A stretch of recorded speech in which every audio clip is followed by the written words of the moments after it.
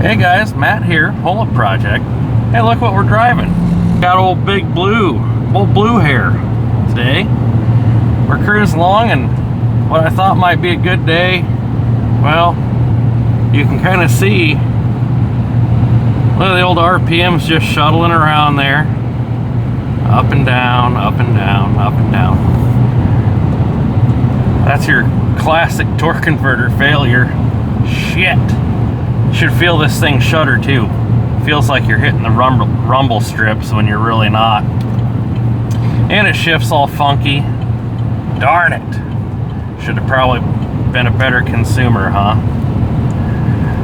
Oh well, if you're interested in watching this video of going through this poor thing, see how destroyed it is, stick around, we'll get to her.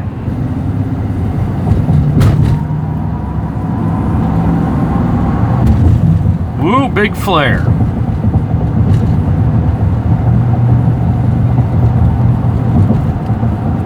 Lord have mercy.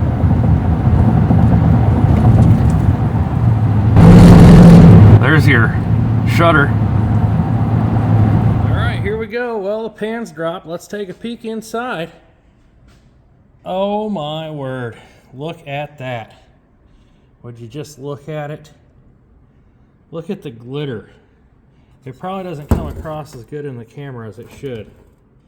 But I mean, if you're going for metallic, you just found it. Well, looks like we got to tear into her now. No turning back. Poor thing. I'm going to talk loudly because I don't have my recording equipment on. But let's pop this filter out of there. Holy Moses. Okay, throw that right in the trash. Now we've got our inverted torques. There's 6 of them. We got like 9 or so bell housing bolts. We can pop that off that way, pull this off this way, and then we can start pulling the guts out. And then tomorrow, we'll go ahead and wash this bad boy up. Like, we might even wash it twice just to be sure. I've always heard that expression, if you wash it more than 3 times you're playing, so we'll just limit it to twice. 1.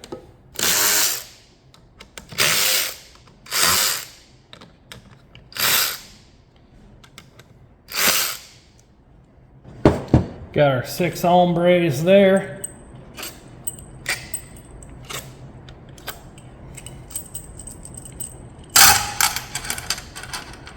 Should probably be wearing gloves touching something this rank. Come on. Filthy animal. Oh, idiot.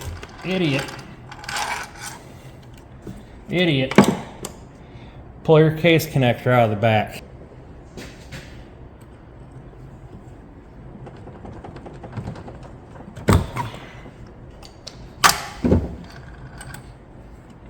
There we go.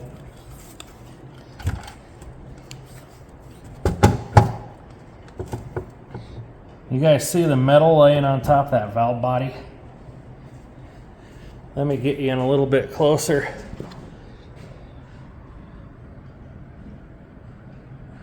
Oof. Disgusting. Just plain disgusting. All right, we've got our bell housing bolts loose. Everybody's out of there except for this guy. We'll go ahead and pluck him off. Then we'll get that little O-ring there. Remember, you can't get the internals out without pulling off that black O-ring.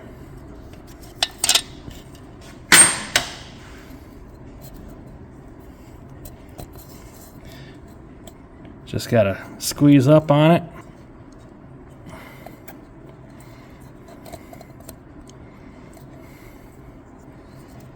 There we go. Pro level. Maybe-ish. Yeah, that's right. That was supposed to be green.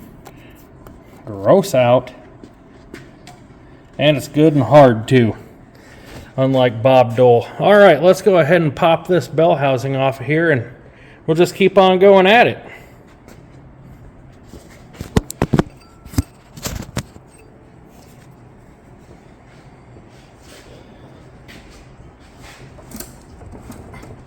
Slide you off the table like I'm going to give you a chiropractic adjustment here. Give her the old Jackie Chan Judy chop.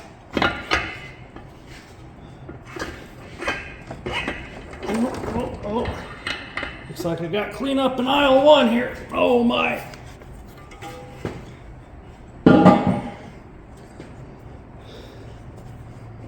Whew.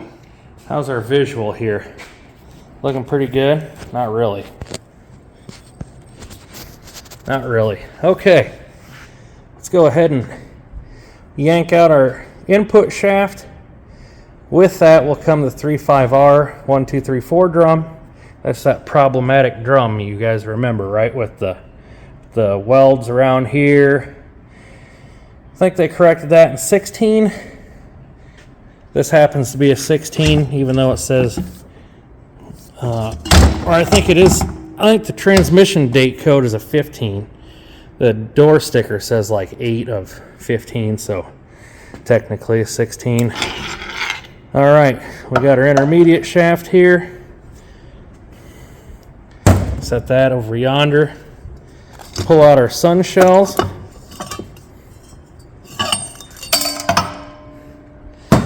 Nasty.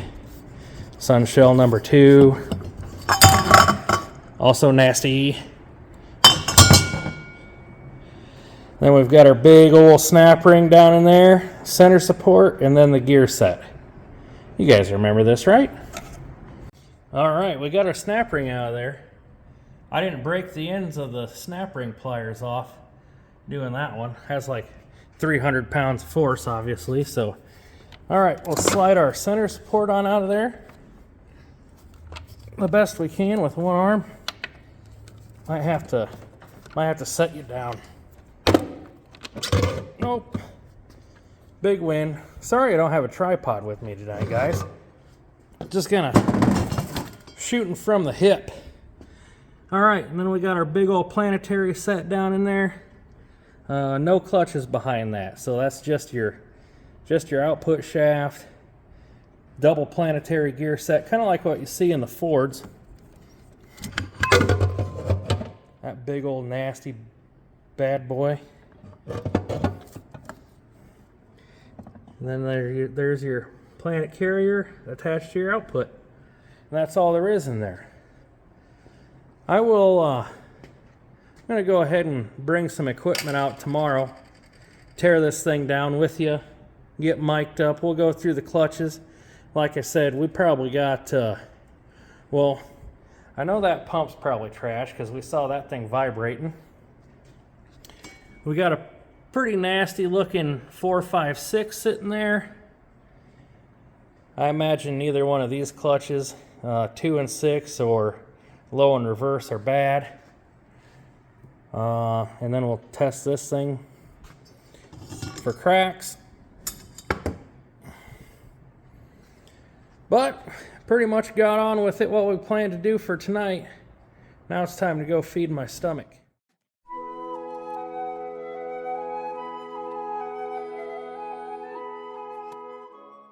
That's 4th, 5th, and 6th. She is a goner. Let's go ahead and pry that on out of there. See what we got.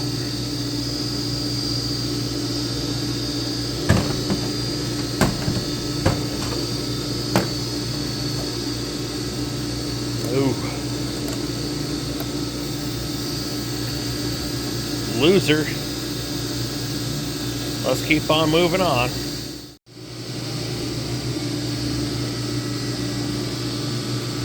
Okay, let's go ahead and take a look at low reverse here. Got her all laid out. Low reverse doesn't look too bad compared to 2nd and 6th. That had that fancy cheetah pattern that everybody's wild over nowadays. But low reverse doesn't look too bad. The steels aren't scoring. Those could probably be reused if we felt real ambitious. This snap ring that holds down the sprag for low reverse is a real pain. But all you do, press it down right here on the metal. Do not press on the outside. Press on the metal. That's where the sprag teeth are themselves. And then you go ahead and get that snap ring out of there. And then the sprag just lifts right off. Check it for rotation. It should only go one way. And then pull your stuff out of there.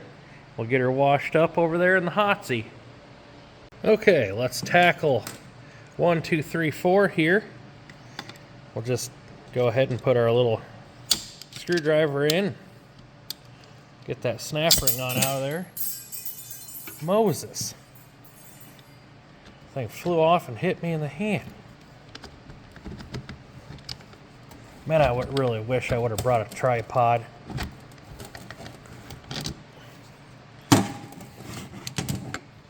Take a look here. That doesn't look bad at all. Okay, take the important parts. We got our wavy plate. We'll grab our snap ring. We'll zip tie them together. We'll take and throw our steels and clutches away. And they're contaminated with metal anyway, so I mean, you might see it as waste. I mean, I certainly do, but we recycle, so we only have to partially look at it as waste. How's that? Off they go. All right, next up we'll do 3/5R, or 3rd, 5th in reverse. Pull the apply ring out of there for the other clutch.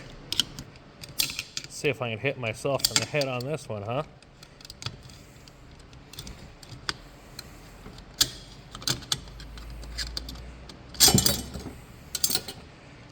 Clutch to the side. Let's dump this one out.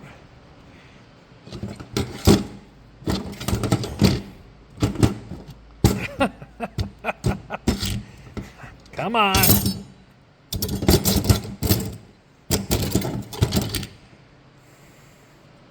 This is about impossible to do with one hand.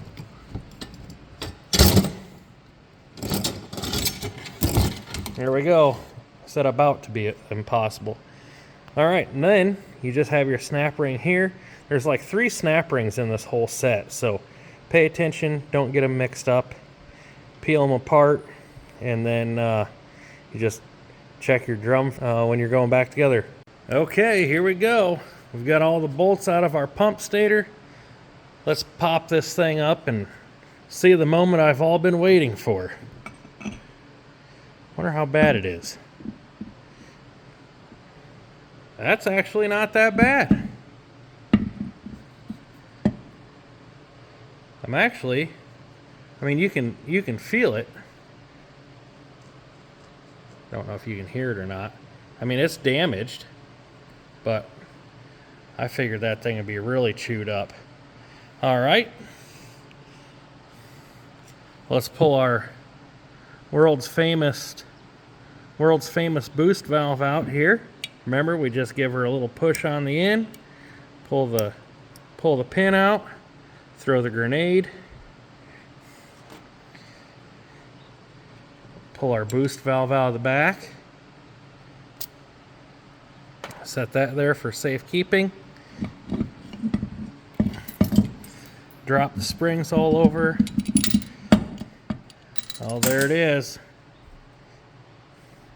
There it is. Did you see it? If you had a quick eye, you would have seen how white that was. So there you go, right there. That anodize is worn plumb off of that valve, causing all that low pressure. Got some on the high side too. You see it? Kills transmissions every time. Again, low pressure, low holding power, burnt up clutches, and the torque converters always fail. These poor things don't have a chance. But we'll go back together with some good Sonex products. Transgo too. They make excellent products. I'm not, I'm not one for either one, whichever one's in stock. So I hope you guys kind of like that teardown again. I do a lot of these teardowns. I'm not gonna lie. So I'll get a new pump coming, a whole bunch of parts. We'll go back together and get Blue Hair back on the road. Thanks for watching. We'll see you next Friday.